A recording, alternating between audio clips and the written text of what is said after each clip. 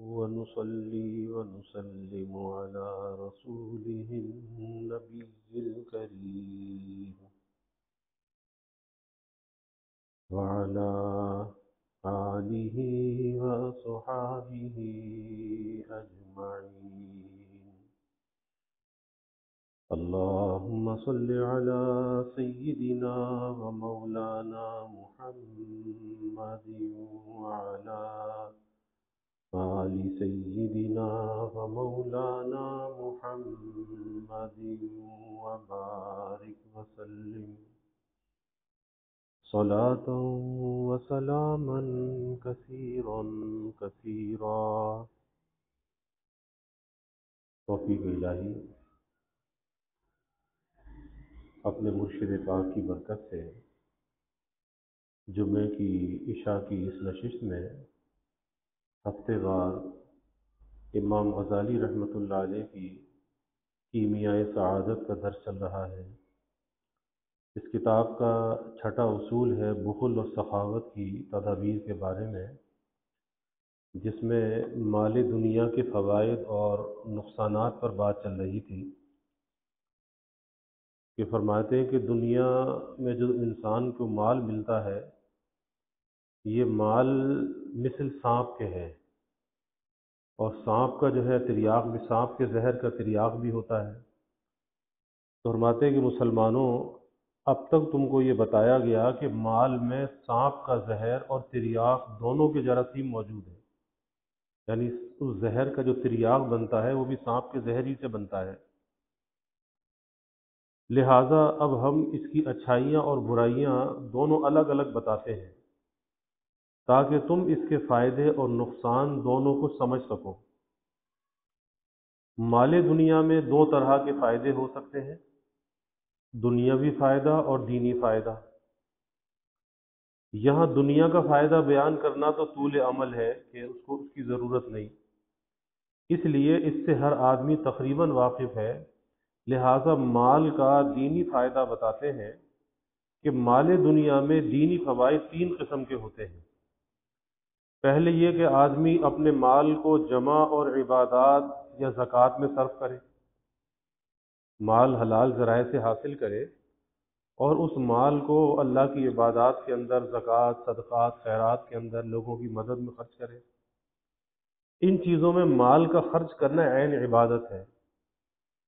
اور عبادت میں یہ بھی شامل ہے کہ آدمی کپڑا استعمال کرے اور روٹی کھائے تاکہ خدا کی عبادت کی میں لطافت پیدا ہو سکے، اپنی جان پر بھی خرچ کرے. لہٰذا بقدر زندگی مال کی حاجت کرنا اور جتنا مال حاصل ہو سکے اس کو عبادات الہیہ میں صرف کرنا دین کے فوائد میں شامل ہے. یہ عمل صرف نیات انسان کے ماتحت ہوتا ہے کہ اچھی نیت سے اگر مال حاصل کیا جائے تو اس نیت کا اثر اس کے مال پر آتا ہے، اور اسی طرح بری نیت سے مال حاصل کیا جائے تو برا اثر اس مال کے اوپر آتا ہے. اگر اس سے مقصود صرف سعادت ہے تو یہ انسان کے لیے زاد راہ ہے. اگر انسان یہ چاہتا ہے کہ مال حاصل کروں اور اس مال کو اللہ کے راستے میں خرچ کروں، اپنی ذات پر خرچ کروں، بیوی بچوں پر خرچ کروں، اللہ کے راستے میں خرچ کروں، تو اس کے لیے زاد راہ ہے، یعنی ایک توشہ ہے. اور اس کو وہ آدمی سمجھ سکتا ہے جس کے دل میں خدا کی معرفت ہو. وہ سمجھ سکے گا کہ مال کو کس طرح خرچ کیا جائے کہ دین میں اس سے مدد مل سکے. دوسری قسم مال دنیا کے فائدے کی یہ ہے کہ مخلوق خدا پر تقسیم کرے، اور وہ 4 صورتوں پر مشتمل ہے. پہلے صدقہ ہے، اس سے فقراء اور مساکین کی دعائیں شامل حال ہو کر رحمت خدا کا سبب بنتی ہیں. کسی غریب کی، کسی فقیر کی مدد کرتا ہے، کسی مسکین کی مدد کرتا ہے، تو جب اس کی مدد کر کے اس کی ضرورت کو پورا کرتا ہے اس کے دل کو خوشی ملتی ہے، اور جب دل کو خوشی ملتی ہے تو اس کے دل سے دعا نکلتی ہے، اور یہ دعا کا اس کے نکل جانا یہ علامت ہے کہ اللہ کی رحمت اس کے شامل حال ہوگی. لہذا جس کے پاس مال نہ ہوگا وہ اس نعمت سے محروم رہے گا. دوسرے مروت، کہ اپنے دینی بھائیوں اور اعزہ کے ساتھ مروت سے پیش آئے، عام مسلمانوں کے ساتھ. ان کی ضروریات کو پورا کرے اور تمام رسومات دنیاوی میں ان کی مدد کرتا رہے۔ کوئی بھی اپنے اعزاء، اقربا، رشتہ دار، کوئی دوست احباب اگر کہیں نظر آتا ہے کہ حاجت مند ہے، کوئی سفید پوش ہے، کسی سے سوال نہیں کرتا، تو بھئی دنیا کے کاموں میں ان کی مدد کرتا رہے۔ اگر اپنے مالدار عزیزوں کے ساتھ بھی اس عمل سے پیش آئے گا تو کوئی قباحت نہیں، یہی سخاوت کہلاتی ہے۔ تیسرے، مال کے ذریعے سے اپنی عزت محفوظ رکھنے کی کوشش کرے، یعنی شعراء اور حریص آدمیوں کو اس لیے دے کہ وہ اس کو بدنام نہ کر پائیں۔ یعنی بعض جگہ دینا اس لیے ہوتا ہے دفع شر کے لیے، کہ شر دفع ہو جائے۔ اگر نہیں دے گا، وہ کچھ الٹی سیدھی اول پھول بکے گا، تو اس شر کو دفع کرنے کے لیے کچھ دے دینا چاہیے، تاکہ اپنی عزت جو ہے وہ محفوظ رہے، وہ ہماری عزت کو پامال نہ کرے۔ حضور نبی کریم صلی اللہ علیہ وسلم کا ارشاد ہے کہ صدقے سے لوگوں کے درمیان عزت محفوظ رہتی ہے، اور صدقہ دینے والا خود بھی مخلص رہتا ہے، اور اس نے مال کے ذریعے سے اپنے دشمنوں کا منہ بند کر دیا ہے۔ یہ عمل بھی بغیر مال کے ناممکن ہے۔ اور چوتھے، اپنے خدمتگاروں، نوکروں اور غلاموں کو مال دے، کیونکہ ہر کام اپنے ہاتھ سے کرنا اپنے وقت کو ضائع کرنا ہے۔ یعنی آدمی ہر کام خود نہیں کر سکتا۔ اللہ نے کائنات کا نظام ایسا بنایا ہے کہ ایک دوسرے کے ساتھ انسان کی ضروریات جڑی ہوئی ہیں، سارے کام خود تو کر نہیں سکتا، تو پھر جو بھی اس کے کاموں کے اندر معاون ہے، مددگار ہے، تو پھر ان پر بھی خرچ کرنا چاہیے۔ ہر آدمی کا کام اس دنیا میں جداگانہ ہے، لہٰذا جو آدمی تمہارے ہاتھ بٹاتے ہیں ان کو دینا اچھا ہے، ورنہ دین کے کام کو تم تنہا اس دنیا داری کے جھگڑوں کے ساتھ کیسے انجام تک پہنچا سکتے ہو؟ لہٰذا ایسا آدمی جو عبادت خدا میں مشغول ہو، خواہ وہ عبادت کیسی ہی نہ ہو، اس کا نام دوسروں کو کرنا چاہیے، اور اس مالدار آدمی کو ان لوگوں کے حقوق ادا کرنا اچھا ہے، یعنی اپنے کاموں کو تقسیم کرنا چاہیے اور اللہ کی مخلوق پر خرچ کرنا چاہیے۔ تیسری قسم مال دنیا کے فائدے کی یہ ہے کہ متعین اور مقرر آدمیوں کو بخشش نہ کرے، بلکہ بہتر یہ ہے کہ سرائے، کنواں، مسجد اور مدرسے کھولے۔ ایک تو یہ کہ انسانوں پہ خرچ کرے، مخصوص لوگوں پہ خرچ کرے، اور ایک یہ ہے کہ مخصوص لوگوں پر تو خرچ نہ کرے کسی کو متعین کر کے، مقرر کر کے، بلکہ صدقات جاریات کے اندر خرچ کرے۔ کوئی سرائے بنوا دی، کوئی کنواں کھدوا دیا، کوئی مسجد بنوا دی، کوئی مدرسہ بنوا دیا، اس کے اندر خرچ کرے، تاکہ مرنے کے بعد بھی ان چیزوں کا ثواب ملتا رہے۔ انہی چیزوں کے بنانے اور ترقی دینے میں اپنا مال وقف کر دے۔ جب تک یہ چیزیں برقرار رہیں گی، اس وقت تک اس کا ثواب اس مال والے کو ملتا رہے گا، اور یہ ثواب بھی صرف مالدار ہی کے حصے میں آ سکتا ہے۔ دین کے فوائد مال دنیا سے یہ بتائے گئے، اور دنیا کے فوائد زیادہ تر سب کو معلوم ہے کہ دنیا کے فوائد مال سے انسان کیا کیا حاصل کر سکتا ہے۔ اچھا پہن سکتا ہے، اچھا کھا سکتا ہے، اچھے مکانوں میں رہ سکتا ہے، اچھی سواریاں استعمال کر سکتا ہے، اور اپنی زندگی کے اندر اسباب راحت کو وہ جمع کر سکتا ہے۔ کہ انسان دنیا میں مال کی وجہ سے ہی عزت پاتا ہے، اور خلق سے بے نیاز رہتا ہے۔ جس کے پاس مال ہے وہ دوسروں سے بے نیاز ہے کہ میں کسی کا محتاج نہیں ہوں، میرے پاس بھی اللہ کا دیا ہوا سب کچھ ہے، اور وہ اپنے مال سے دوستوں میں اضافہ کرتا ہے۔ مال کی وجہ سے اس پر حقارت کی نظریں نہیں پڑتی۔ اسی طرح کے اور بھی بہت سے فوائد ہیں جو دنیاوی فوائد ہیں۔ اب جس طرح سے مال فائدے کی چیز ہے، اس طرح سے مال نقصان کی چیز بھی ہے۔ مال میں بہت سی دینی آفتیں شامل ہیں اور بعض دنیاوی۔ دینی آفات 3 اقسام پر مشتمل ہیں۔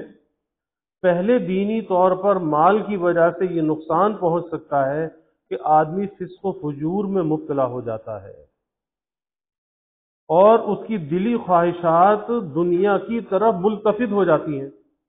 یہ مال کا فتنہ ہے کہ جب مال آتا ہے تو بجائے اس کے کہ وہ اللہ کی اطاعت اور بندگی میں لگ جائے، اس مال کے ذریعے سے سرکشی کے اندر مبتلا ہو جاتا ہے، تو یہ مال کا نقصان ہے کہ اگر مال نہ ہوتا تو یہ سرکشی کی طرف نہ جاتا، اب مال آیا اس کے ساتھ سرکشی آ گئی، اللہ کی نافرمانی آ گئی۔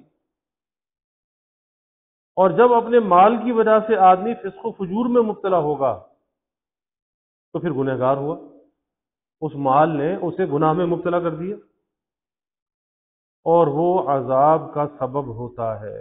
گناہ کے اندر مبتلا ہونا یہ اللہ کے عذاب کا سبب ہے، اللہ کی ناراضگی کا سبب ہے۔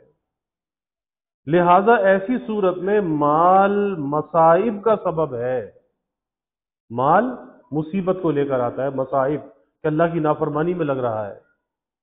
اور مفلس جس کے پاس مال نہیں ہے ان ہنگاموں سے دور رہتا ہے، کیونکہ اس کے پاس وہ اسباب ہی مہیا نہیں ہے کہ جس کے ذریعے سے وہ اللہ کی نافرمانی کر سکے۔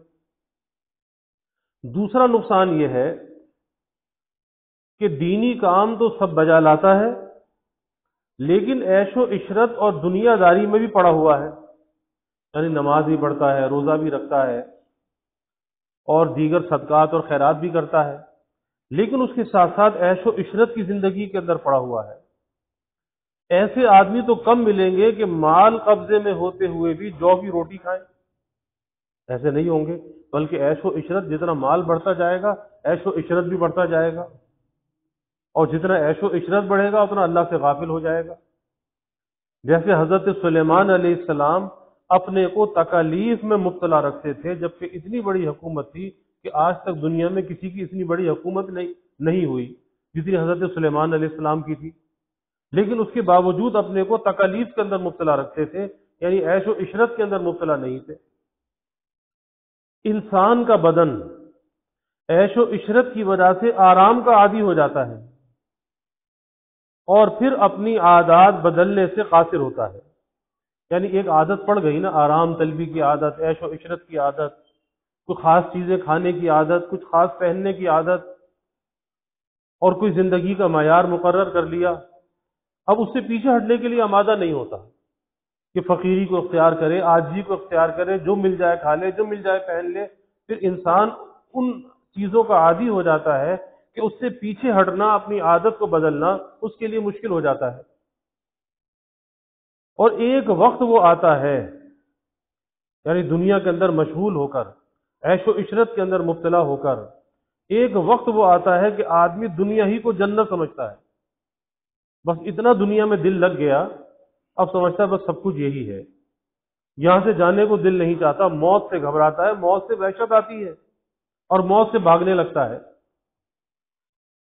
اور یہ بھی ناممکن ہے کہ آدمی کے پاس کسب حلال ہی آتا رہے، لہذا ایسا بھی ہوتا ہے کہ عیش و عشرت کی وجہ سے وہ اس کو بھی بلا دیتا ہے، یعنی جس معیار کی زندگی گزارنا چاہتا ہے تو ظاہر ہے کہ حلال مال سے اس معیار کی زندگی نہیں گزار سکتا، ان خواہشات کی تکمیل نہیں کر سکتا جو خواہشات یہ چاہتا ہے، تو پھر اس عیش و عشرت کی وجہ سے وہ حلال اور حرام کے فرق کو بلا دیتا ہے اور طرح طرح سے مال حاصل کرنے کی تدابیر کرنے لگتا ہے۔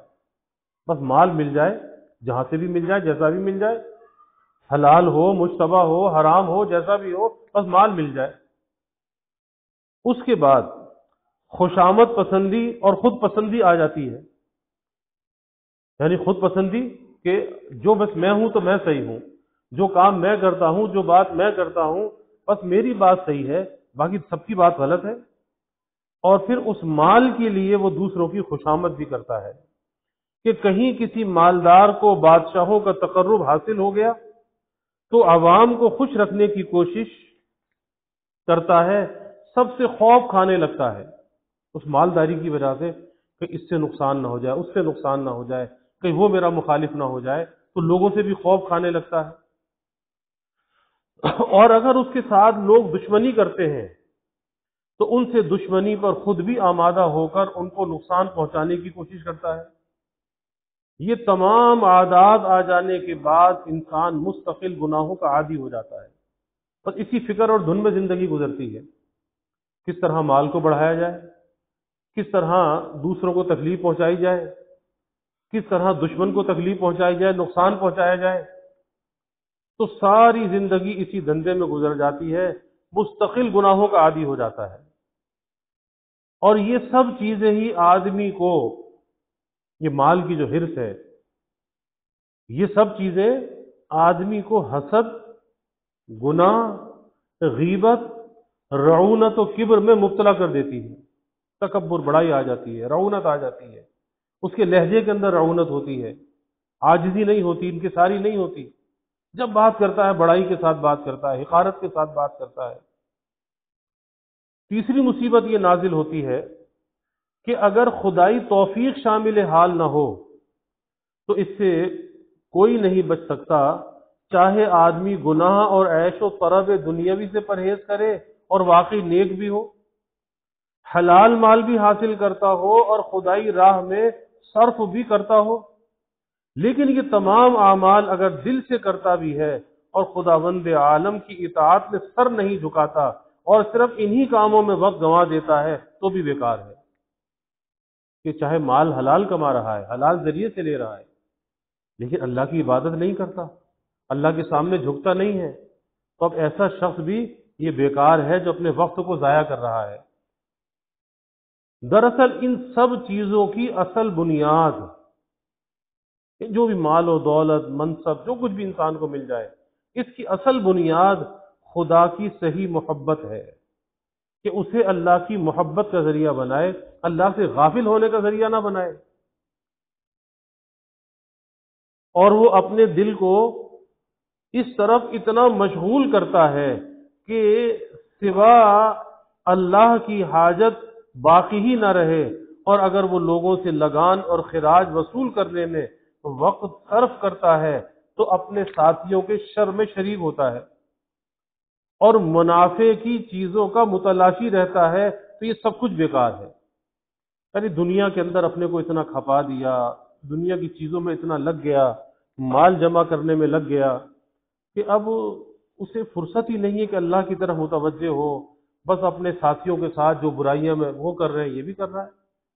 برے ساتھی کے ساتھ انجام کیا ہوتا ہے کہ آدمی خود بھی برائی کے راستے پہ لگ جاتا ہے۔ یہ سب چیزیں مالدار آدمی کے لیے اسی طرح ضروری ہے جس طرح کوئی آدمی دریا میں کود جائے اور خواہش یہ ہو کہ بھیگنے بھی نہ پائے۔ یعنی وہی بات کہ ظاہر ہے کہ دریا میں گرے گا تو گیلا بھی ہوگا، اور اگر دنیا کا مال ہاتھ میں آئے گا تو فساد بھی ہوگا، مال اپنے ساتھ خرابی بھی لے کر آئے گا۔ اب اس کا تریاق کیا ہے، اس سے بچا کس طرح سے جائے؟ یہ انسان علماء کی صحبت میں بیٹھ کر، اللہ والوں کی صحبت میں بیٹھ کر اسے پتہ چلتا ہے کہ مال حاصل کرنے کے حدود کیا ہیں، مال خرچ کرنے کے حدود کیا ہیں، اور یہ مال دل میں رکھنے کی چیز نہیں ہے۔ مال ہاتھ میں تو ہونا چاہیے، دل میں نہیں ہونا چاہیے۔ اگر دل کے اندر یہ مال آ جائے، یعنی مال کی چاہت اور محبت آ جائے، پھر اللہ سے انسان غافل ہو جاتا ہے، پھر اسی مال کا پجاری بن جاتا ہے۔ مال کے نقصانات اور فائدے تو بتا دیے گئے۔ عقل مند آدمی جب ان مسائل پر غور کرتا ہے تو وہ مال کو اتنا ہی صرف کرتا ہے کہ سانپ کے زہر کا تریاق بن سکے، بس اتنا استعمال کرتا ہے۔ حضور نبی کریم صلی اللہ علیہ وسلم نے بھی اپنی اولاد کے لیے بقدر ضرورت ہی مال طلب کیا، یعنی آپ نے اللہ سے دعا کی کہ بس آل محمد کو بقدر ضرورت دیجیے، یعنی جس سے ان کی کفایت ہو جائے۔ یہ آپ صلی اللہ علیہ وسلم نے اللہ سے دعا کی، اور فرمایا کہ جو آدمی حاجت سے زیادہ کا خواہاں ہے، یعنی بہت زیادہ چاہتا ہے، ہر وقت چاہتا ہے، مال ہی مال کا طالب ہے، وہ اپنی ہلاکت کا سامان کر رہا ہے۔ اسی طرح مال کا ایک لخت خرچ کر دینا بھی برا ہے، مال کا یک لخت خرچ کر دینا بھی برا ہے کہ ضرورت کے لیے بھی نہ رہے اور دوسروں کے آگے ہاتھ پھیلانا پڑے، کیونکہ بعض لوگوں کی عادت یہ ہوتی ہے کہ جو آیا اور خرچ کر دیا، اب اس کے بعد کوئی ضرورت پڑ گئی اور پاس کچھ بھی نہیں ہے، اب لوگوں کے آگے ہاتھ پھیلا رہا ہے، لوگوں کے آگے قرضہ لے رہا ہے۔ تو اس سے بھی منع کیا گیا کہ ضرورت میں تو خرچ کرو لیکن بلا ضرورت کے خرچ نہ کرو، کچھ نہ کچھ اپنے پاس بچا کر رکھو تاکہ کل کو کوئی ایسی حاجت پیش آ جائے، کوئی خوشی، کوئی غمی، کوئی دکھ تکلیف، کوئی بیماری، تو کسی کے آگے ہاتھ نہ پھیلانا پڑے۔ تو بعض لوگ مال کو یک لخت خرچ کر دیتے ہیں کہ ضرورت کے لیے بھی نہ رہے اور دوسروں کے آگے ہاتھ پھیلانا پڑے۔ خداوند عالم کا ارشاد ہے، فرماتے ہیں وَلَا تَبْسُطْهَا كُلَّ الْبَسْطِ فَتَقْعُدَ مَلُومًا مَحْسُورًا۔ اب اس کے بعد انسان کے اندر دو خاصیتیں، دو صفتیں ہوتی ہیں، یا دو خلق اس کے اندر ہوتے ہیں۔ ایک ہے قناعت۔ قناعت اسے کہتے ہیں کہ انسان کو جو مل جائے اس پہ راضی ہو جائے، اس کے اندر حرص نہ ہو، اس کے اندر لالچ نہ ہو، اس کے اندر طمع نہ ہو، بس جو مل گیا اس پہ راضی ہے۔ اور دوسری ہے حرص۔ تو قناعت کے تو فوائد ہیں، قناعت کے، حرص کے نقصانات ہیں کہ حرص انسان کے اندر نہیں ہونی چاہیے، اس کے نقصانات ہیں۔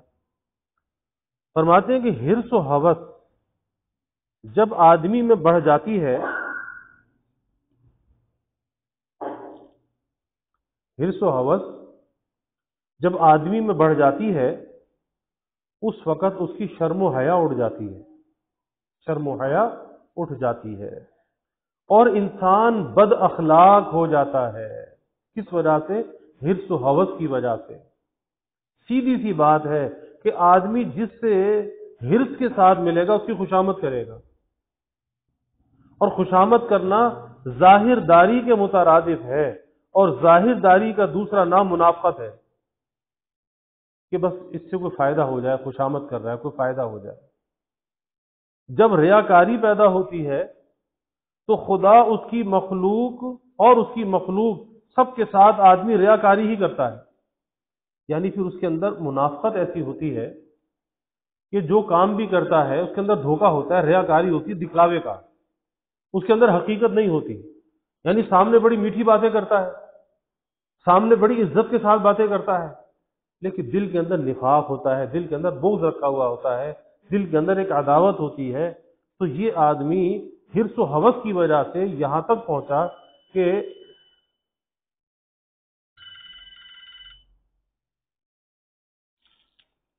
حرص و ہوس کی وجہ سے یہاں تک پہنچا کہ اس کی شرم و حیا بھی اٹھ گئی، بد اخلاقی اس کے اندر آ گئی، اور اب کسی سے بھی ملتا ہے تو حرص کے ساتھ ملتا ہے کہ اس سے کوئی فائدہ مل جائے، یعنی خلوص اس کے اندر نہیں ہے، اللہ کے لیے وہ ملاقات، وہ ملنا نہیں ہے، بلکہ حرص، طمع، لالچ اس کے اندر ہے، اور پھر خوشامد بھی کرتا ہے۔ اسی خوشامد کا، ظاہر داری کا دوسرا نام فرماتے ہیں کہ منافقت ہے، کہ اندر سے کچھ، باہر سے کچھ۔ خداوند عالم نے انسان کو حریص پیدا کیا ہے، یعنی حرص کا جو مادہ ہے اللہ نے انسان کے اندر رکھا ہے، لیکن ایک حرص مذموم ہے اور ایک حرص محمود ہے۔ حرص مذموم تو یہ ہے کہ آدمی دنیا کا حریص بن جائے، ہر وقت دنیا کی چاہت کے اندر اپنے کو کھپا دے، لگا دے، اس کا حریص بنا ہوا ہے۔ اور ایک حرص یہ ہے کہ آخرت کا حریص بن جائے، نیکیوں کے اندر حریص بن جائے، نیکی کی حرص ایسی ہو کہ جتنا نیکی کرے اتنا کم معلوم ہو۔ تو خداوند عالم نے انسان کو حریص پیدا کیا، جو کچھ اس کو میسر ہو اس پر قناعت نہیں کرتا، اور قناعت نہ کرنے والا طامع ہے، یعنی لالچی ہے، طمع اس کے اندر ہے۔ حضور نبی کریم صلی اللہ علیہ وسلم کا ارشاد ہے کہ اگر آدمی کو دو میدان سونے کے دے دیے جائیں، یعنی دو میدان ہیں اور سونے سے بھرے ہوئے ہیں، پھر بھی وہ تیسرے کا حریص رہے گا، کہے گا کہ اچھا یہ دو ہے نا، ایک اور مل جائے، ایک اور مل جائے تو بس ہو جائے، یہاں تک کہ موت نہ آ جائے اس کے اندر حرص رہے گی۔ انسان کی تمام چیزیں بتقاضۂ عمر گھٹتی ہیں، جیسے جیسے اس کی عمر بڑھ رہی ہے تو حقیقت میں عمر گھٹ رہی ہے، بڑھ نہیں رہی۔ اب جیسے جیسے اس کی عمر بھی گھٹ رہی ہے، اس کی صحت بھی گھٹ جاتی ہے، جوانی بھی چلی جاتی ہے، اور ہر چیز کے اندر گھاٹے اور خسارے کی طرف یہ جاتا ہے۔ تو انسان کی تمام چیزیں بتقاضۂ عمر گھٹتی ہیں، لیکن دو چیزیں ہیں جو جوان ہوتی ہیں انسان کے اندر۔ ہر چیز کو انسان بوڑھا ہوتا جاتا ہے، اور دو چیزیں اس کے اندر جوان ہوتی جاتی ہیں۔ ایک فرماتے ہیں زندگی کی حرص، کہ 100 سال کا بھی ہو جائے، کہتا بھی میری عمر ہی کیا ہے، ابھی تو کچھ عمر نہیں ہے، 100 سال اور مل جائے، زندگی کی حرص۔ اور دوسرے فرمایا کہ مال کی محبت، مال کی محبت، یہ دو چیزیں جوان ہوتی جاتی ہیں، اور یہ دونوں ہمیشہ جوان ہی رہتی ہیں۔ جس مسلمان نے خدا کے دیے ہوئے مال پر قناعت کی وہ خوش بخت ہے، وہ خوش بخت ہے، قسمت والا ہے کہ اللہ نے اسے قناعت دے دی، جو اللہ نے دیا، جو اللہ کی تقسیم اس سے وہ راضی ہے، دل سے خوش ہے، تو یہ خوش بخت انسان ہے، اچھے نصیبے والا ہے۔ جبرائیل امین نے ایک بار مجھ سے پوچھا کہ آدمی جب کہیں سے جاتا ہے تو اول اس کا رزق وہاں سے اڑ جاتا ہے، خدا سے ڈرو اور دنیا کی طالب تیزی کے ساتھ نہ بنو، اس لیے کہ یہ حرص و ہوس کی نشانی ہے کہ تم دنیا کے طالب بنے ہوئے ہو، اور مشتبہ چیزوں سے پرہیز کرنا یہ عابد کی نشانی ہے۔ ایسی چیز مشتبہ شک میں ڈالنے والی کہ معلوم نہیں کہ حلال ہے یا حرام ہے، کیا ہے، تو یہ مشتبہ ہے۔ تو جب تک یقین نہ ہو جائے کہ یہ حلال ہے اس وقت تک استعمال نہ کرے اور رک جائے۔ تو عابدین کی پہچان یہ ہے، جو اللہ کی عبادت گزار بنتے ہیں، مشتبہ چیزوں سے بھی وہ پرہیز کرتے ہیں، اور جو کچھ اس نے دیا ہے، یعنی اللہ نے جو کچھ اس کو دیا ہے اس پر قناعت کرو تاکہ شاکرین میں شمار ہو سکے، شکر کرنے والوں میں تمہارا شمار ہو۔ حضرت عوف بن اشجعی سے روایت ہے کہ ایک بار ہم کئی آدمی حضور نبی کریم صلی اللہ علیہ وسلم کی خدمت میں حاضر ہوئے، تو حضور صلی اللہ علیہ وسلم نے ارشاد فرمایا کہ خدا کے رسول کی بیعت کرو۔ ہم نے عرض کی کہ ہم بیعت تو کر چکے ہیں، تو سرکار رسالت مآب صلی اللہ علیہ وسلم نے پھر حکم دیا کہ بیعت کرو۔ ہم نے ہاتھ آگے بڑھا دیے، اس کے بعد حکم ہوا، آپ نے ارشاد فرمایا کہ خدا کی پرستش کرو، یعنی عبادت کرو تو اللہ کی کرو، 5 وقت کی نماز پڑھو، خدا کے احکام کے آگے گردن جھکا دو۔ اب یہ بیعت کے وقت آپ نصیحت فرما رہے ہیں، اور ایک حکم انتہائی خاموشی سے دیا، ایک حکم انتہائی خاموشی سے دیا کہ کسی کے آگے دست سوال دراز نہ کرو، مانگنے کے لیے ہاتھ نہ پھیلاؤ، دست سوال دراز نہ کرو۔ یہ آپ نے خاموشی کے ساتھ حکم دیا کہ دست سوال دراز نہ کرو۔ یہ حکم سن کر ان لوگوں کی عجیب حالت ہو گئی اور وہ لوگ سہم گئے، کیونکہ یہ ہاتھ پھیلانا، دست سوال دراز کرنا، مانگنا ذلت کی علامت ہے، اللہ کو یہ پسند نہیں ہے۔ اسی لیے حدیث میں آتا ہے کہ یہ اوپر والا ہاتھ یہ نیچے والے ہاتھ سے بہتر ہے۔ تو کوشش کرے کہ ہاتھ اوپر والا ہو، نیچے والا نہ ہو، یعنی دینے والا ہو، لینے والا نہ ہو۔ حضرت موسیٰ علیہ السلام نے بارگاہ عزتی میں عرض کی کہ تیری بارگاہ میں تونگر کون ہے؟ تونگر مالدار، مالدار کون ہے؟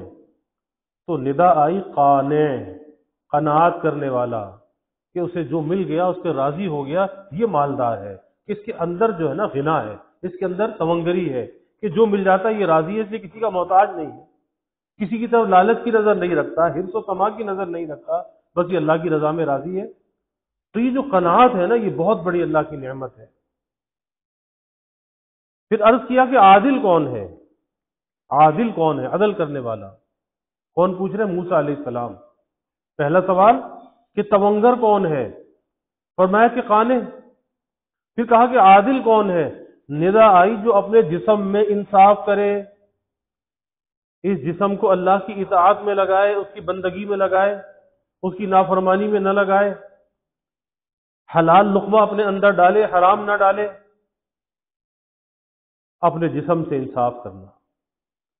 حضرت واسع رحمت اللہ علیہ سوکھی روٹی پانی میں بھگو بھگو کر کھاتے، سوکھی روٹی پانی میں بھگو بھگو کر کھاتے، اور فرماتے کہ جو اس روٹی پر قناعت کرتا ہے وہ دنیا سے بے نیاز ہے۔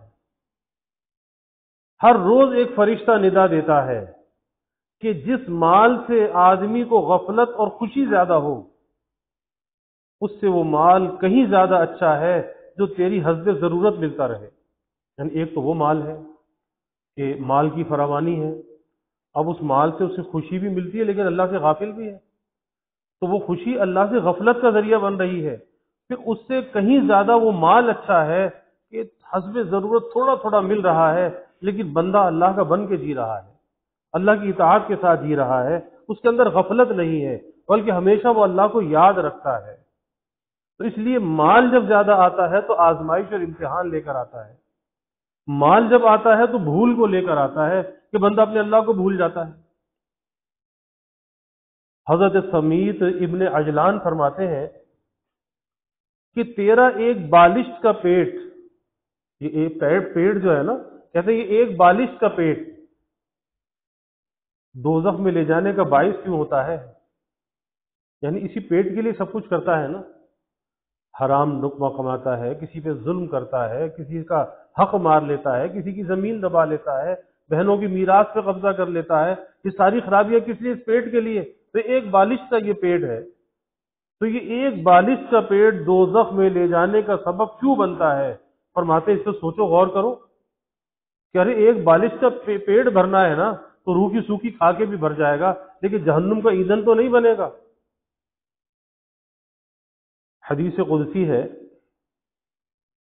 خداوند عالم بندوں سے فرماتا ہے کہ میرا یہ احسان کیا کم ہے، میرا یہ احسان کیا کم ہے کہ تیرے حساب کتاب کو دوسروں کے سپرد کر دوں، وہ اس طرح دوسرے کو تجھ سے زیادہ مالدار کر دوں تاکہ تو سبکدوش ہو جائے، یعنی تجھے بہت زیادہ مال نہ دوں، دوسروں کو بہت زیادہ مال دے دوں، اور ظاہر ہے کہ جس کے پاس مال زیادہ ہوگا اسے حساب بھی دینا پڑے گا۔ اس لیے حدیث میں آتا ہے کہ آپ صلی اللہ علیہ وسلم نے فرمایا کہ جو آدمی تھوڑے مال پر، تھوڑے رزق پر راضی ہو جاتا ہے، قیامت کے دن اللہ اس کے تھوڑے عمل پر راضی ہو جائے گا۔ تو حدیث قدسی اللہ تعالیٰ فرماتے ہیں کہ میرا یہ احسان کیا کم ہے کہ تیرے حساب کتاب کو دوسروں کے سپرد کر دوں، وہ اس طرح کہ دوسروں کو تجھ سے زیادہ مالدار کر دوں تاکہ تو سبکدوش ہو جائے۔ یعنی اگر کسی کو دنیا کے اعتبار سے مال و دولت نہ ملے تو اسے گلا شکوہ نہیں کرنا چاہیے، اسے راضی رہنا چاہیے۔ کیوں کہ اگر آج اسے مال کم ملا ہے تو حساب بھی اسے کم دینا ہے، اور جس کے پاس زیادہ اسے حساب زیادہ دینا ہے۔ تو اللہ نے تجھ پہ فضل فرمایا کہ تجھے حساب سے بچا لیا، اور دوسروں کو جو زیادہ تونگری اور مال نظر آ رہا ہے تو دوسروں کے لیے آج تو وہ مال زیادہ ہے، لیکن کل جب حساب دے گا تو پتہ چلے گا کہ مال کا حساب کس طرح سے دیتا ہے۔ ایک حکیم کا مقولہ ہے کہ لالچی آدمی سے زیادہ کوئی دوسرا رنج کو برداشت نہیں کر سکتا، اور قانے سے زیادہ آرام اٹھانے والا کوئی نہیں۔ عجیب بات ہے۔ اور حاسد سے زیادہ کوئی تکلیف برداشت نہیں کرتا، اور تارک الدنیا سے زیادہ کوئی ہلکا نہیں، اور عالم بے عمل سے زیادہ کوئی دوسرا شرمندہ نہیں ہوتا۔ 5 باتیں فرمائی کہ لالچی آدمی سے زیادہ کوئی دوسرا رنج کو برداشت نہیں کر سکتا۔ تو لالچی آدمی نا، اس کی لالچ کا، حرص کا پیٹ نہیں بھرتا۔ جیسے پہلے حدیث گزری کہ 2 وادی اگر سونے کی ہے، 2 جنگل اس کے پاس سونے کے ہیں، کہتا ہے ایک اور مل جائے، ایک اور مل جائے، پھر کہتا ہے کہ ایک اور مل جائے تو بس کر دوں۔ تو فرمایا کہ بس اب موت آئے گی اور وہ جو قبر کی مٹی ہے وہ اس کے حرص کا پیٹ بھرے گی۔ تو لالچی آدمی ہمیشہ پریشان رہتا ہے، اور قناعت کرنے والا ہمیشہ راحت کے اندر رہتا ہے، اسے کوئی غم نہیں ہوتا، کوئی پریشانی نہیں ہوتی، جو مل گیا وہ راضی ہے، اور جو نہ ملا اس کا کوئی شکوہ نہیں ہے، کوئی شکایت نہیں ہے۔ تو قناعت کرنے والا، اللہ کی رضا میں راضی رہنے والا، جو اللہ نے اس کے مقدر میں لکھ دیا ہے اور جو اسے مل رہا ہے اس پر وہ راضی ہے، کسی سے گلا شکوہ نہیں کرتا، اس کے دل سے پوچھو وہ کتنے آرام سے ہے، راحت سے ہے۔ کیونکہ اصل راحت انسان کے دل کی راحت ہے، اصل اطمینان اس کے دل کا اطمینان ہے۔ اور حسد کرنے والا اس سے زیادہ کوئی تکلیف میں نہیں ہوتا، کیونکہ یہ اللہ کی تقسیم پر معترض ہوتا ہے۔ کسی آدمی کو ترقی کرتا دیکھا، پھلتا پھولتا دیکھا، کوئی پڑوسی ہے، کوئی رشتہ دار ہے، اب دل میں ایک جلن پیدا ہو گئی، ارے اس کو اتنا اچھا مکان کیسے مل گیا، اس کی دکان اتنی اچھی کیوں چلتی ہے، اس کا کاروبار اتنا بڑا کیوں ہے، اسے اتنی اچھی نوکری کیسے مل گئی۔ اب یہ جلن ایک حسد ہے۔ اب یہ حاسد جو حسد کی آگ میں جل رہا ہے، اللہ کے حبیب صلی اللہ علیہ وسلم نے فرمایا کہ یہ نیکیاں بھی اگر کرتا ہے نا ایک تو یہ کہ حاسد کی نیکی محسود کو دے دی جاتی ہے، یعنی آٹومیٹک ٹرانسفر ہو جاتا ہے، نیکی یہ کر رہا ہے اور اکاؤنٹ میں اس کے جا رہی ہے جس سے یہ حسد کر رہا ہے۔ اور دوسری چیز یہ ہے، آپ صلی اللہ علیہ وسلم نے فرمایا کہ حسد نیکیوں کو جلا کر اس طرح سے ختم کر دیتا ہے جیسے سوکھی آگ لکڑیوں کو جلا کر ختم کر دیتی ہے، یہ حسد نیکیوں کو ختم کر دیتا ہے۔ اب یہ چاہے مسجد میں کھڑا نماز پڑھ رہا ہے، بیت اللہ کے سامنے بھی کھڑا ہے، لیکن اگر کسی سے حسد دل کے اندر ہے، حسد کی آگ میں جل رہا ہے۔ کیوں؟ کہ یہ اللہ کی تقسیم پر معترض ہے کہ یہ اسے کیوں دیا، مجھے کیوں نہ دیا، میری دکان کیوں نہ چلی، اس کی دکان کیوں زیادہ چلی۔ تو یاد رکھیے کہ حاسد ہمیشہ نقصان میں رہتا ہے، تکلیف میں رہتا ہے۔ اسے اس کا علاج کیا ہے؟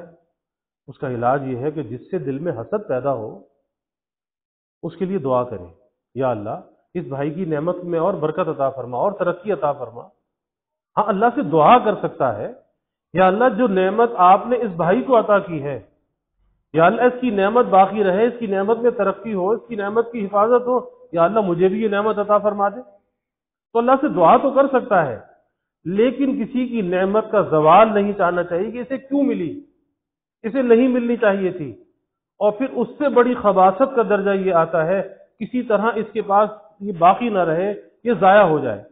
یعنی ایک تو یہ نا کہ مجھے مل جائے، مجھے ملے یا نہ ملے لیکن اس کے پاس نہ رہے، اور یہ حسد کا انتہائی خبیث درجہ ہے کہ اس درجے انسان گر جائے کہ بس کسی کی نعمت اسے برداشت نہ ہوتی ہو، تو یہ خطرناک مرض ہے۔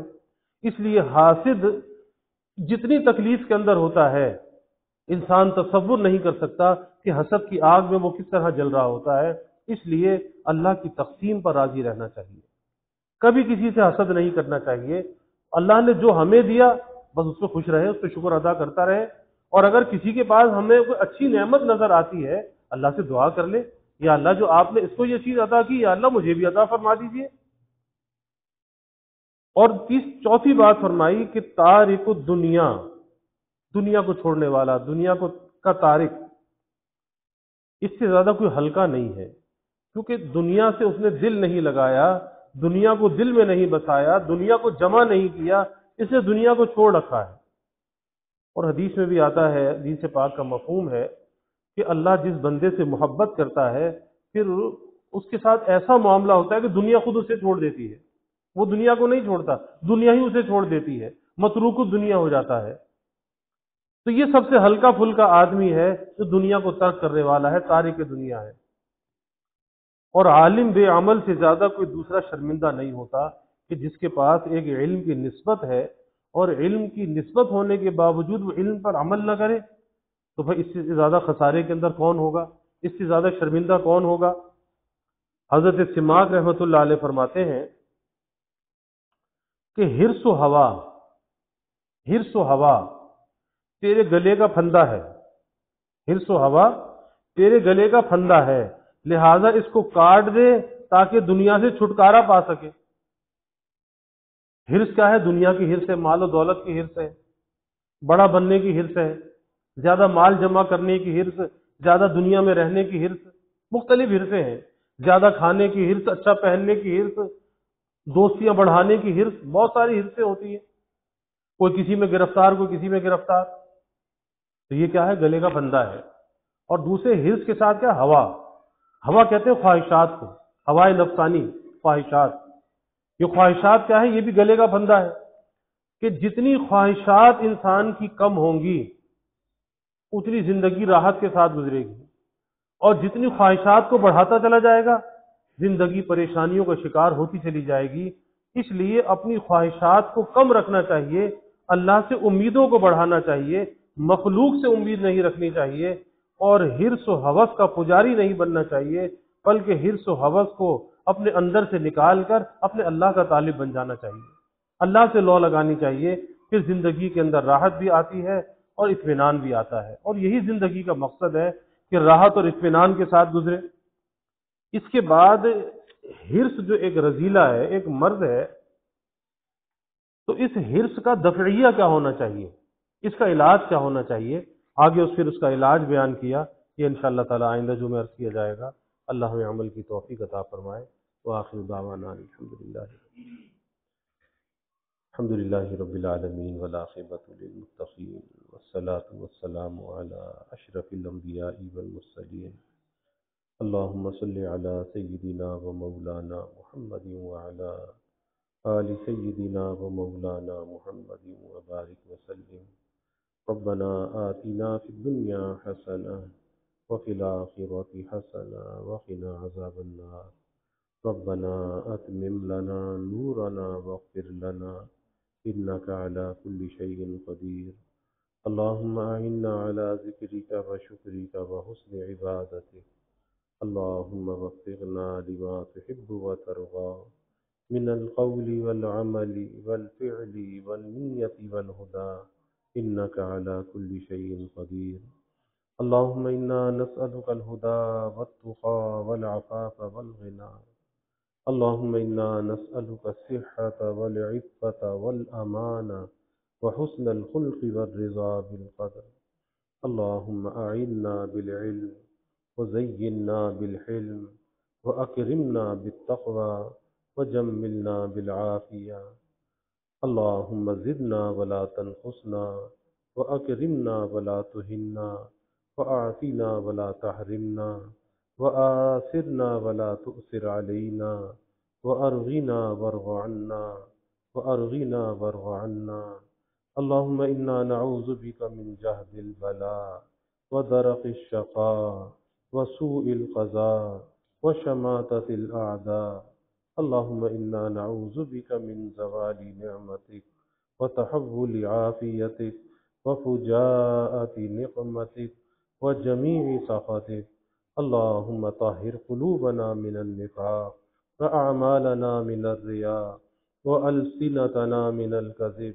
وأعيننا من الخيانة فإنك تعلم خائنة الأعين وما تخفي الصدور اللهم أحسن عاقبتنا في الأمور كلها وأجرنا من خزي الدنيا وعذاب الآخرة اللهم أرنا الحق حقا وارزقنا اتباعه وأرنا الباطل باطلا وارزقنا اجتنابه اللهم إنا نسألك العفو والعافية والمعافاة الدائمة في الدين والدنيا والآخرة والفوز بالجنة والنجاة من النار اللهم إنا نسألك من خير ما سألك منه نبيك سيدنا محمد صلى الله عليه وسلم ونعوذ بك من شر ما استعاذك منه نبيك سيدنا محمد صلى الله عليه وسلم وأنت المستعان وعليك البلاغ ولا حول ولا قوة إلا بالله